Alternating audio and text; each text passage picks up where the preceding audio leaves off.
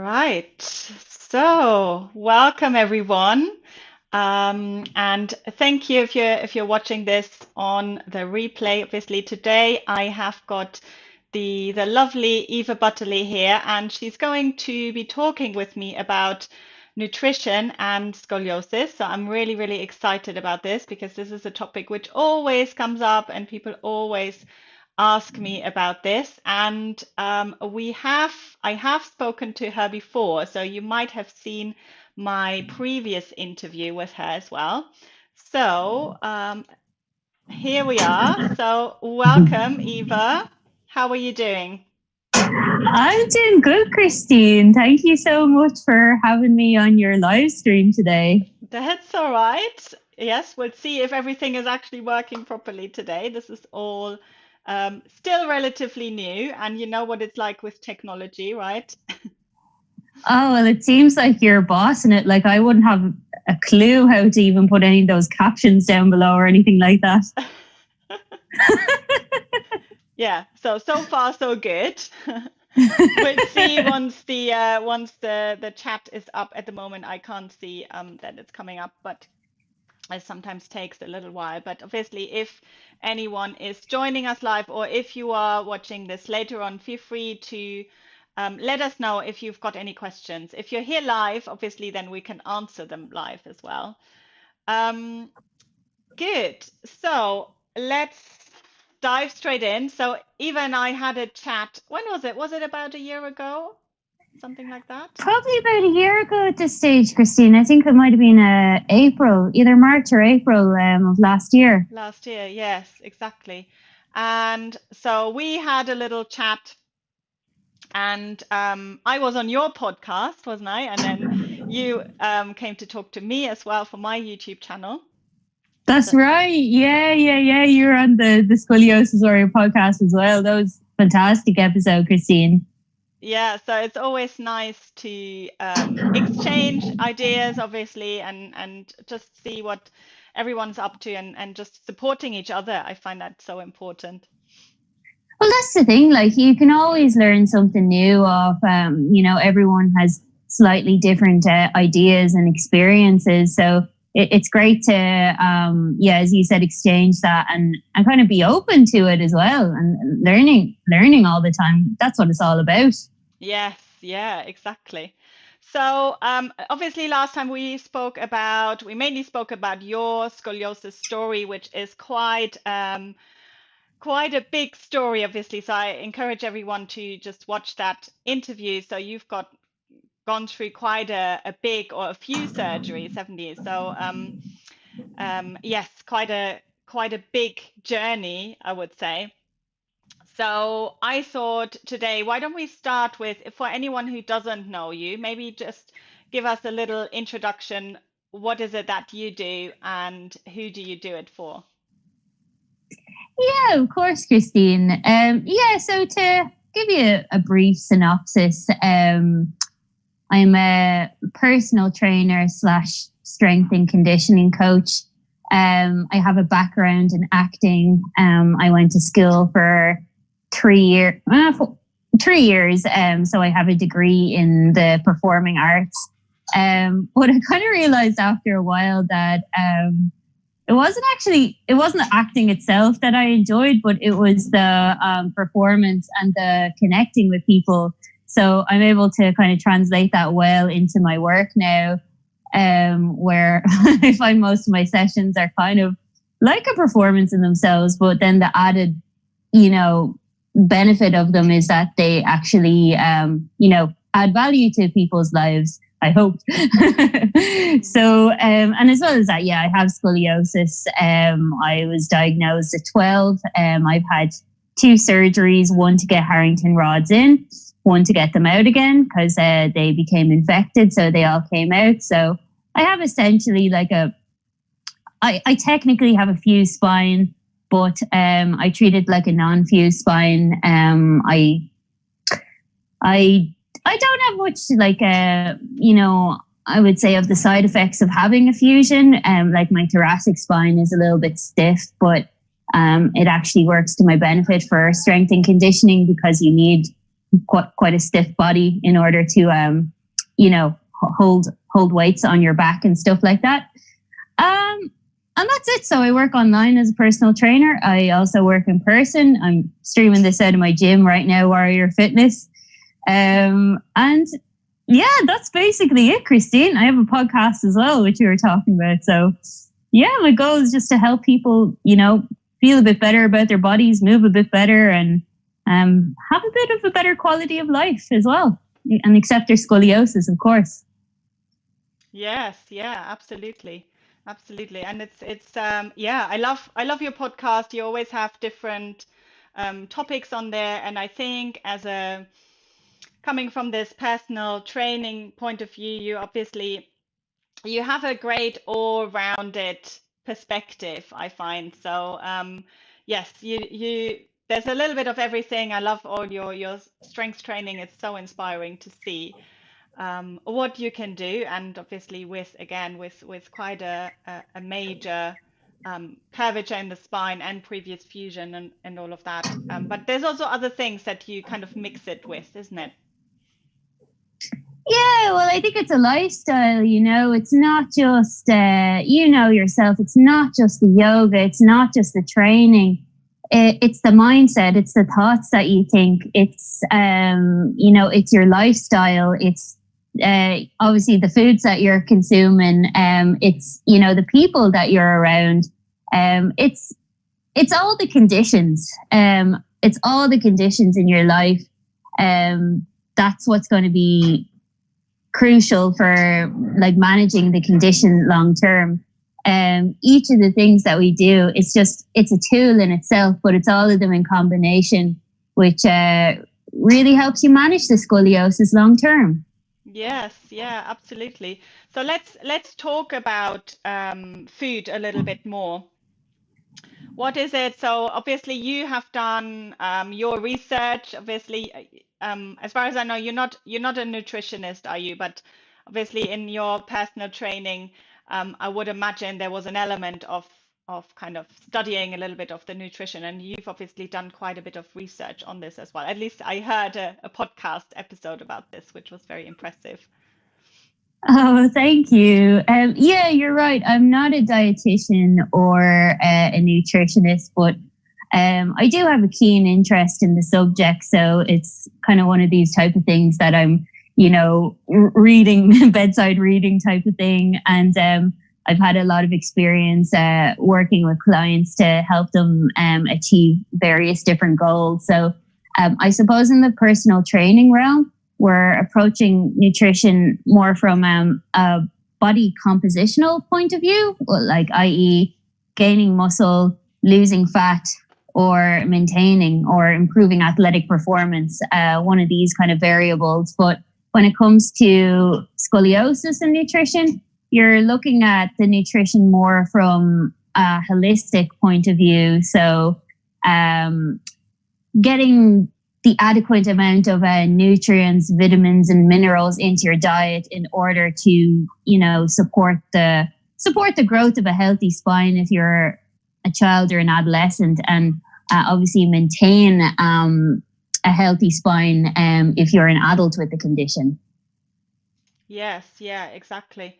And just about this topic of adolescent, obviously, I bet you get a lot of clients as well that are younger, that maybe are teenagers or still growing. Would you say that is there different advice that you would give them in terms of nutrition, or is it fairly similar? Well, I would say it is quite similar, but the way that you would approach working with an adolescent might be a little bit different. I find actually adults they're a little bit more health conscious. Perhaps they're a little bit older. They probably experienced varying degrees of pain, so they're really motivated to want to do whatever they can in order to make themselves feel better, to decrease their pain, decrease their inflammation. And it's not to say that adolescents or children are not like that, but I suppose they haven't had that much experience and maybe don't have that kind of the same kind of traumaticness that an adult has had dealing with the condition. So with children, you kind of need to nurture these ideas and philosophies for them, and then hopefully in time make them see the benefit of following a good nutritional protocol. So the principles, I would say, to answer your question, they are the same, but they're a little bit easier to get an adult to implement and a little bit harder, in my experience, for kids. You have to like really week in, week out, preach the gospel to them. Yes, yes. I know from my own children, obviously, it's not always easy. No, definitely not. It's like, have you drank your water? Have you eaten your vegetables? It's an ongoing process. Yes, yeah, exactly. Good. So what would you say, what is from a nutrition point of view, what would you say is specifically for scoliosis, for bone health, what is important?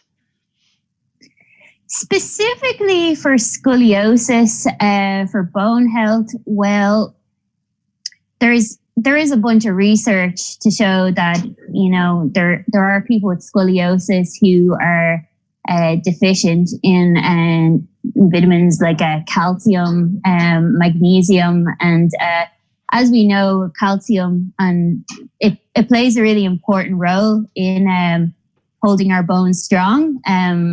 For those of you who don't know, like, bones are mostly made up out of collagen, but they have calcium in there that facilitates the collagen with holding them strong.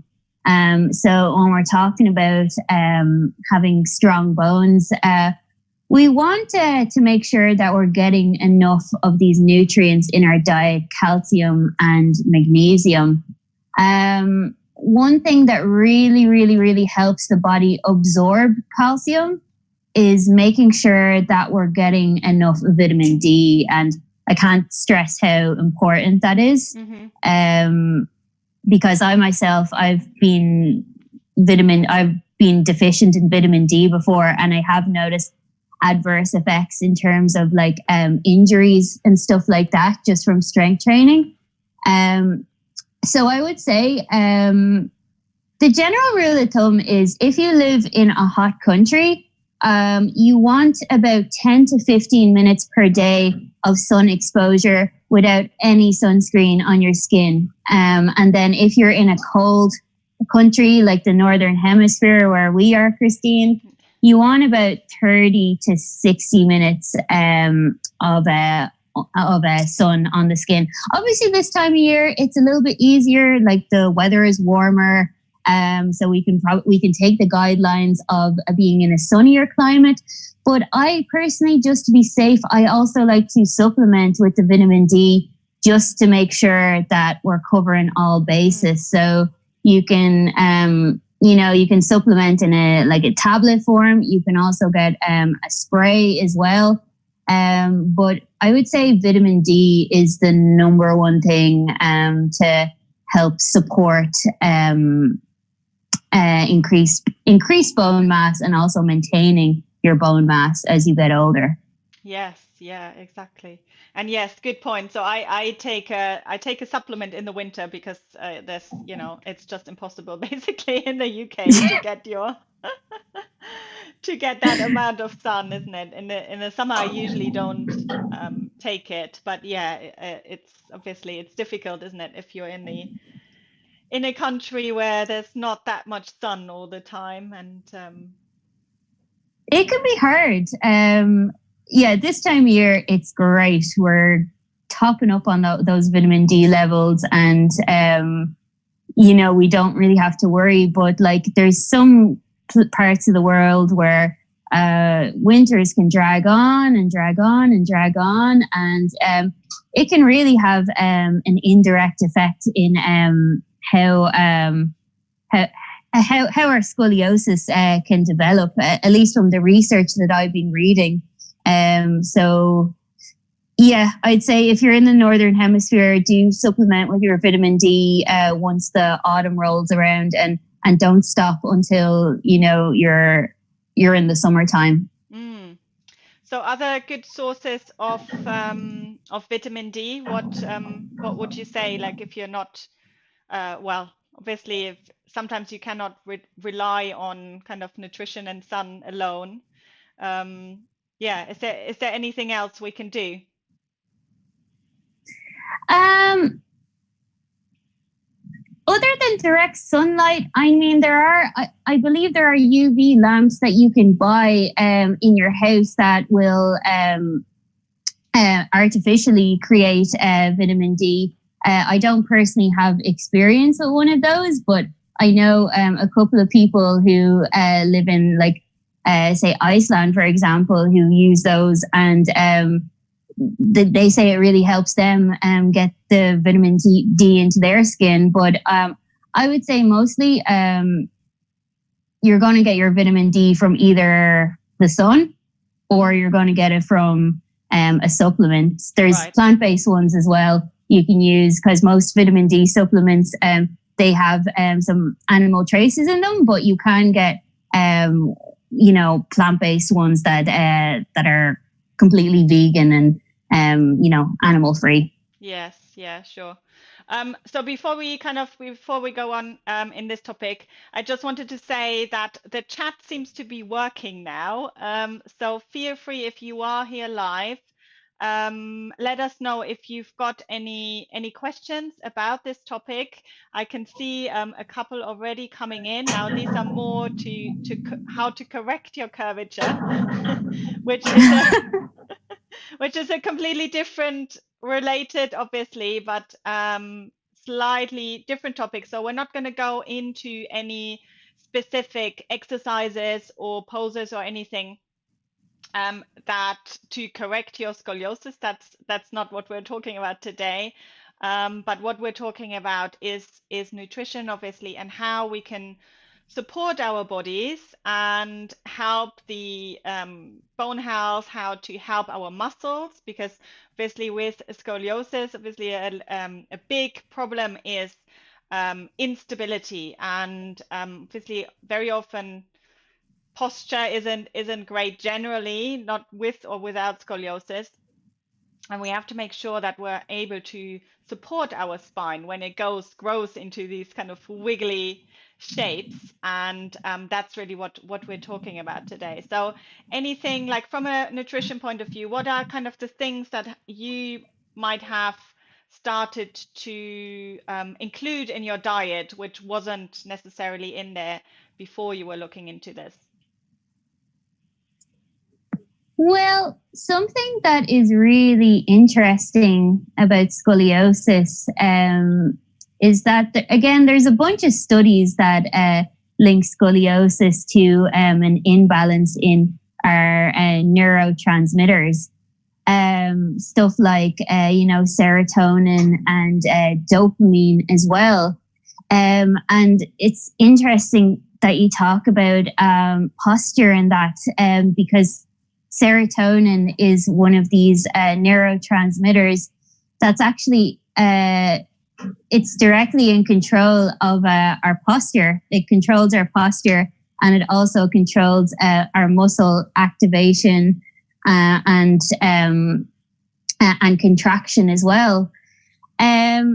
So we want to make sure that our neurotransmitters are balanced, and there's two really effective ways that you can do this. One is making sure that you have enough vitamin B12 in your diet. Vitamin B12, if you are plant-based, it can be really hard to find in plant-based foods. So if you are a vegan, I would say supplement with it. But if you are not a vegan, you can find it in a lot of animal sources, stuff like poultry, stuff like mackerel and herring have it as well. And if you are a vegan, also nutritional yeast, because I'm a vegan myself, nutritional yeast actually is one of the foods that they fortify with vitamin B12. So I would say that would be one to look into. The other one that helps balance neurotransmitters is omega-3s. So most of us do not get enough omega-3 fatty acids in our diet. And we actually really need them because they help our body absorb vitamins like A, D, and E as well, which are also fundamental for helping us maintain strong bone density and muscle mass. So yeah, I would say include omega-3s in your diet, good animal sources. You could have 2 servings a week of like wild caught salmon, mackerel or herring. If you have 2 servings of that a week, that's going to be your recommended daily allowance or recommended weekly allowance. If you are plant-based again, you can... one little tip I like to give people to easily get their omega-3s into their diet is make up like a little mason jar of I call it breakfast seed sprinkle, but it's basically you're going to put like a quarter pumpkin seeds into a jar, a quarter milled flaxseed, a quarter walnuts, and a quarter pumpkin seed as well. You can mix it about, and then if you just put 2 tablespoons on your breakfast in the morning or in your smoothie or on top of your salad, 2 tablespoons of that, and that's going to be your that's going to be the amount of omega-3 that you need for the day. So those will be my 2 go-tos, and it's just really easy to do. But you know, fats are crucial for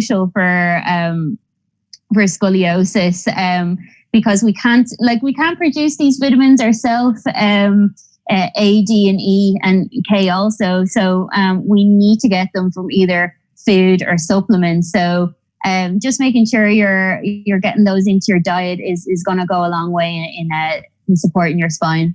Yes. So it was, what did you say? It was pumpkin seeds, walnut seeds, walnuts? Yeah. Yeah, walnuts, flax seeds, and chia seeds as well. Chia. Okay. Great. I'm going to try that. Yeah, I do. Like sometimes I'll put it in a smoothie if I want like a nutty taste. Sometimes I'll put it on top of a salad if I want it a bit crunchy. Like they're really good. And they keep your skin nice and glowing as well, I find. Yes, yeah. I did see I think it was Reese Witherspoon. She had a kind of a super smoothie recipe the other day, and I think she did put some seeds in there as well. I'll have to look it up. Oh yeah. They're like, you know, seeds are a superfood. Like and so many people I think like have the misconception that like fats, like, you know, fats in the diet are going to make you fat.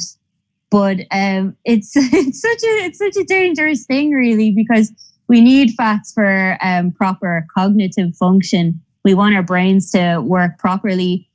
We need it for hormonal balance for women. Like a lot of women will lose their menstrual cycle if they don't include enough fats in their diet. So it's all really interlinked. But in terms of scoliosis, making sure we get enough healthy fats is going to help us absorb these vitamins that we tend to be, a lot of people can be deficient in. Yes.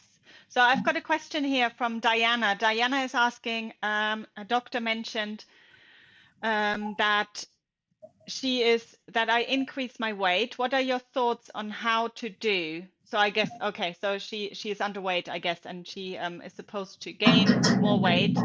And I was told my vitamin D levels were too high. Too high? Yeah, I haven't come across that very often. Huh. I didn't even know they could be too high. In terms of weight, maybe let's talk about that. Yeah, of course. There's either end of the spectrum, isn't it? Overweight isn't great for scoliosis. And then underweight is probably, there might be other problems. Obviously, we don't know what else is going on there. But yes, any suggestions? Yeah, of course. Yeah, I mean, overweight. You're going, like, generally someone who is like leaner, not like super lean, but has a healthy amount of body fat, but they're not overweight, is going to respond better to treatments. But again, if you're at the opposite end where you are too lean, it could cause stress on the organs. So and I do find actually a lot of people who I work with who have scoliosis tend to be on, the more like leaner side of things. And they actually probably could do with putting on a little bit of weight.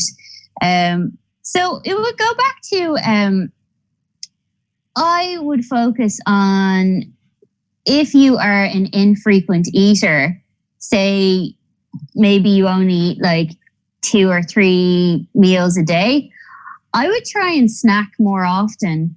And I would try and snack on foods like nuts. I would try and get healthy fats into your diet, because this is an easy way to not only get the fats in, but also to get extra calories in. Because you see, fats contain 9 calories per gram, whereas protein or carbohydrates only have 4 calories per gram. So you're getting double the amount of calories. So it's just it's like less volume in your stomach, but it's a very easy way to put on some weight if that's your goal. So I would focus on, as I said, nuts. I'm always telling my leaner clients to snack away on nuts like macadamias, pecans, almonds, Brazil nuts, all fantastic healthy foods. Very easy to eat. They're not going to leave you feeling super bloated or, lethargic. And you can eat them on the go as well. Like if you're a busy person, like it's just very easy to get out like a bag of nuts if you're, sitting on the train. Maybe not at the moment, but if you're like commuting to work or something, it's very easy to just have a bag of nuts there. You could have like 10 of them, and that's an easy like 250 to 300 calories. So I would do that. I would focus on foods that are easy to get down the trap. Smoothies is one. I would get some protein powder in there. I would include, whatever milk you want, like a coconut or an almond or an oat milk. Again, you could put some avocado in it. You could put your fruits in it. Some fruits that are higher in calories are stuff like your bananas. Your melons are very good. Your mangoes are very good. So essentially, I would focus on keeping the food nutrient dense, but focus on the nutrient dense foods that are a little bit higher in calories, like less volume in your stomach, more calories. Yes, that's some great advice. So Diana is saying she was toxic in vitamin D apparently. So she was just clarifying that. What about the phytic acid? So again, you can tell I'm not a nutritionist, so I'm not actually sure what she means. Should the nuts be soaked? She's asking. Yeah, there is actually some schools of thought who say that the nuts should be soaked for the phytic acid. The same with lentils and beans as well. My mom would actually always harp on at me for not like soaking things before I eat them, but it's just because I'm a little bit too lazy. But yeah, I would I would say if you have the time, soaking your nuts overnight. Even as well, if you're going to be making, like, you can make milks out of your nuts, like stuff like cashews, almonds, even oats. Like you can make delicious milks out of them that are highly nutritious. Sorry, I'm just going to close over this here because there's a little wrench going on outside. Yeah, so I would say, yeah, if you do have the time and you're organized, soaking your nuts is a great idea for the phytic acid reduction. Yeah, great. What about inflammation? So we've kind of touched on it a little bit, but what about people that might suffer from pain, or that where inflammation could be a problem? Yeah, I mean, in terms of inflammation, you want to get rid of the direct causes of it first of all. So obviously, there's the structural issue of scoliosis, which can cause pain, and then the nerve issues as well. But in terms of how you can, support yourself through nutrition, I get rid of the foods that could be a potential trigger for your inflammation. General guidelines are going to be avoiding stuff like sugar, which can deplete minerals from the bones, the same as sodas as well. Unprocessed foods. Now, you guys don't need me to tell you what unprocessed foods are. You know what they are. Your baked goods, your McDonald's, your takeaways, your chips. I'm not saying never eat them because you're only human, but you want the majority of your diet. So like 80-20, you want 80% of your diet to be coming from unprocessed, whole, nutrient-dense, anti-inflammatory foods. And then, 20% of the time, you can have your takeaway if you want. Like I am all about balance, but I think in terms of reducing inflammation in the system, you need to give your digestive system a break, and you need to actually let it you need to let it assimilate and digest foods that are going to be in line with your natural body's microbiome.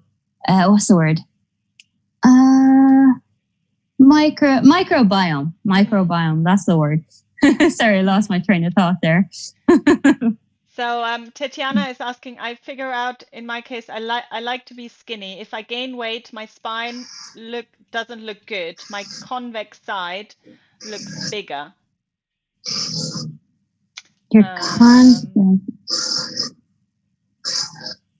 Yeah, so I guess she's trying to keep her weight down because I guess I'm not quite sure where exactly her convex side is in the spine, but it might look bigger when there's more fat. Don't know. Oh, it's interesting when you say that, because a lot of people I've worked with say that their scoliosis actually looks better when they have a little bit more weight on. A little bit more padding, isn't it, to kind of hide it a little bit, isn't it? Yeah, totally. Yeah. And I mean, when you have the weight on in a healthy kind of way, like a lot of it is muscle, like some of it is going to be body fat. It can actually like improve the appearance of the scoliosis. At least in my experience, it can kind of make your back look a little bit more symmetrical. Whereas I found when I'm like very low in body fat, I find that my convex side sticks out more because the bones are sticking out more. Yes. Okay. So she's saying her convex side is in the lumbar. So that's different, obviously. Mm-hmm. Is it like a C curve, or is it like a double curvature? It looks like her main curvature is in the lumbar spine.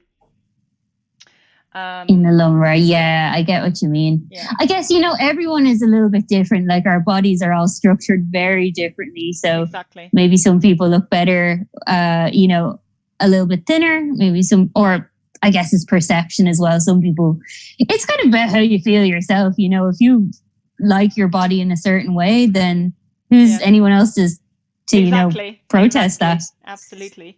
So you're saying we should eat more nuts. More nuts, no McDonald's, no, no processed food or less processed food, let's say that way. What about, so you're vegan, I hear from, I think I've I'm a seen some, vegan. I'm you're a a vegan. vegan. I've seen some of your posts as well, and sometimes we get some recipes as well from you. So I always enjoy that. I enjoy when you have those posts. So how long have you been vegan?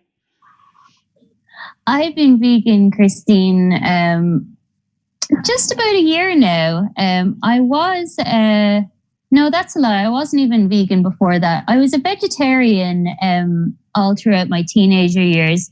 Then, when I was 18 to 27, I did eat meat again. And then last year, then I became a vegan again. I guess I was kind of the misconception that, like, because I do, training and bodybuilding and that I couldn't actually build like adequate muscle tissue being a vegan. But then through like research and, seeing other people and their experiences, I realized like it's absolutely possible. You need to be a little bit more organized, of course, to make sure you're getting enough, but it's definitely possible. All right. So does it mean more supplements for you, or you just have to be kind of mindful of a variety of food that you're having? It I wouldn't say it means more supplements. Like I probably eat the same amount of protein powder that I would have before I was a vegan, but I definitely would have to vary my protein sources a little bit more. For example, if you're not a vegan, it's very easy to get like the full amino acid profile from most types of meat. Amino acids are essentially what's in protein, and they're like they're the building blocks of muscle tissue.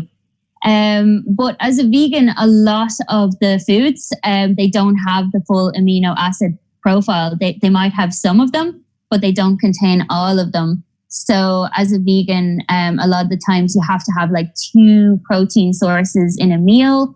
So something like, tofu and black beans, or like quinoa and say tempeh. But again, a lot of the plant-based foods do actually have the full amino acid profile. But I just think to be on the safe side for myself, since my goal is to always be building muscle, I like to include 2 sources in my meals. Right. Okay. And I'm just kind of thinking about this. I mean, this is not maybe in your age group, but I would imagine you have some clients who are maybe a little bit older and who are worried about osteoporosis, which I see that there's a lot of overlap with scoliosis and osteoporosis. Is there anything any advice you've got for them? Yeah, actually, you're right. There is a lot of studies that show there is a link between, osteoporosis and osteopenia as well. And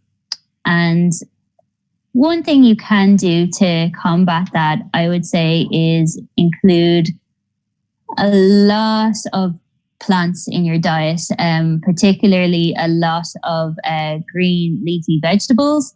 I actually have down here some interesting research about a couple of the particular green leafy veg that are very good for scoliosis. So collard herbs, for instance, one of the best green leafy veg for scoliosis, because they have tons of like calcium and magnesium in them. And these minerals in particular, not only can scoliosis people tend to be deficient in them, but they're the minerals that actually help address damage to spinal curvature and stop your scoliosis from declining. So I don't know if you've ever tried like collard leaf wraps before. They're really good. They're kind of like if you had like a rice paper roll, but instead of that, you just get like a collard leaf and then you just like roll it up, and it's really delicious. It's I'm really gonna have easy to way look to. this up. I don't think I even know what that is, to be honest. It's kind of, it's like a very green, a very green and thick, almost like a, oh yeah, it's like a lettuce leaf, but it's kind of like a cup. Like you can put food into it. You know what I mean? right. Okay. Yeah. It looks a bit like cabbage, doesn't it? It does look a bit like cabbage, Christine. You're right. Yeah. So that's a fantastic indirect bone builder for Right. scoliosis. Great. I'm going to look for that in Tesco. Woo woo. The other one is kale. Kale actually promotes the production of collagen, and it increases bone mass as well. So ton of different ways you can do kale. You can do it in salads. You can put it in your smoothie. You can make kale chips as well if you like them a little bit more crunchy. What I like to do is cut them up real thin. I will add a bit of olive oil, massage it in, a bit of sea salt, bit of a nutritional yeast, so you're getting the B12 in there. And then you can just pop them in the oven for 15 minutes on like a medium to high temperature, and they come out like lovely and crisp. And again, another indirect way to support scoliosis. Excellent. That sounds lovely. It's very like good. Yeah. No.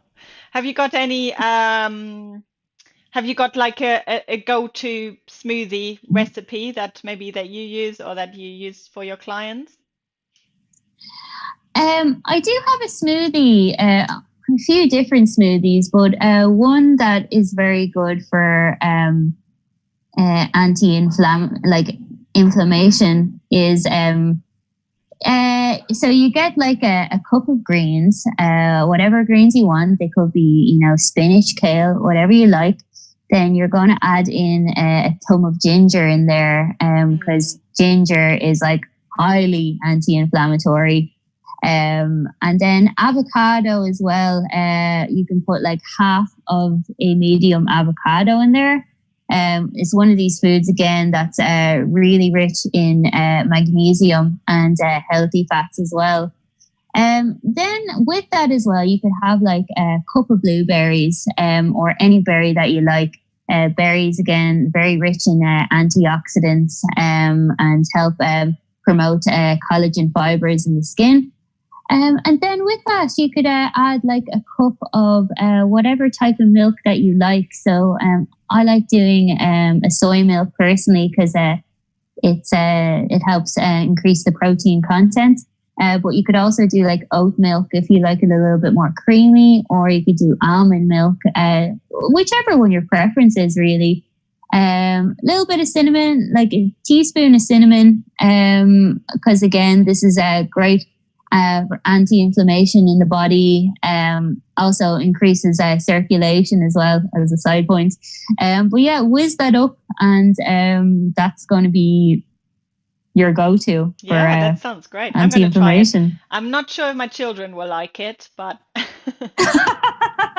yeah, it's not everyone's cup of tea. It's more of I would say it's more of a medicinal smoothie. Maybe with a lot of blueberries in there, but a little bit more sugar. I'd say for the kids, you probably want like a frozen banana in there. Yes, that's a good idea actually, because banana has such a strong taste, doesn't it? So it kind of hides everything else. Oh, it masks everything. You put a banana in, or even a bit of pineapple as well, because that's like a very strong flavor. Yeah, great. I like that. I'm definitely going to try that. Good. So Tatiana is saying, I take collagen every day. So there you go, Tatiana. You can eat your kale instead. For your Brilliant. collagen. Yeah, I mean, I've heard like lots of good things about taking collagen supplements. I don't have much experience with it myself, but I know from the research I've done that supplementing with collagen is like a fantastic way to protect and increase bone mass as well. So the only supplement you take is vitamin D, is that right? Or are you taking any other protein powders, I guess? Yeah, I take protein powder. Like I take, it's kind of a plant-based protein. So it's made out of like pea protein. There's some sunflower seed protein in there. It's kind of like a mixture of all these different types of plant-based proteins. And I make so many different things out of it. Like I make protein porridge in the morning. In the evening time, I mix it with soy yogurt and a little bit of cacao powder. Cacao is really high in magnesium as well. And it kind of becomes like a chocolate mousse, which is really nice. And then sometimes I'll mix it with bran flakes as well. I'll actually get like some plant-based milk. I'll put a scoop of vanilla protein in. I'll mix it up so it becomes kind of thick. And then I'll put like bran flakes on top. And then they like absorb the moisture of the liquid, and it's so good. That sounds so yummy. good. That sounds very good. Good. Well, thank you. That was a lot of amazing advice. Anything else you want to share or you want to mention? Yeah, actually, one more thing. For people with scoliosis, because of the way our spines are curved, sometimes it can cause a little bit of compression to the digestive tract, which can, leave a lot of people with scoliosis with digestive issues, feeling like bunged up, feeling constipated, this type of thing. So I would say, if you have scoliosis, like make fiber your best friend. And it kind of goes in line with what we've been saying here about eating your greens, getting your plant-based foods in, but really make sure that you're eating enough fiber in the day, because if you don't, it's not going to food is not going to pass through your system as easily. So really good sources of fiber, just to mention a few, will be like lentils, strawberries, oats are great, any of the berries. So include lots of fiber, drink lots of water as well, because this will help everything pass through your system.